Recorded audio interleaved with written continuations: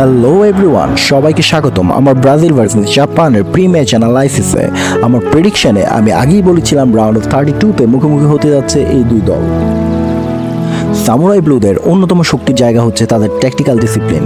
Coach মারিয়াসুর দল strict defence maintain করে, এছাড়া তাদের স্ট্রং কামব্যাক মেন্টালিটি যে কোনো সময় ম্যাচ ঘুরিয়ে দিতে পারে। এছাড়াও হাই স্পিড ট্রানজিশনের থ্রুতে ডেডলি কাউন্টার অ্যাটাকও যে কোনো দলের জন্য থ্রেট। অন্যদিকে তাদের উইংও প্রচুর চান্স ক্রিয়েট করে থাকে। জাপানিজদের অন্যতম দুর্বলতা হচ্ছে তাদের হাইট। সেট পিসে তারা খুব বেশি সুবিধা করতে পারবে না। এছাড়া লো ব্লক স্ট্রাগল অন্যতম চিন্তার জায়গা। অন্যদিকে তাদের প্লেয়ার ডেপথ খুবই কম। সব কিছু বিবেচনায় জাপান 3-4-2-1 এই ফরমেশনে স্ট্র্যাটেজি সেট করবে বলে মনে হয়। ব্রাজিলের অন্যতম শক্তির জায়গা তাদের ব্যক্তিগত নৈপুণ্য। ভিনিসিয়াস তার সেরা ফর্মে আছে, এছাড়া কুনাও ও খুব ভালো সাপোর্ট দিচ্ছে। নেইমারের ইনজুরি কাটিয়ে দলে ফেরা বাড়তি আত্মবিশ্বাস দিবে সেলেসাওদের। ব্রাজিলের প্রেসিং ফুটবল এবং ডেডলি সেট পিস হবে জাপানের মাথা ব্যথার কারণ।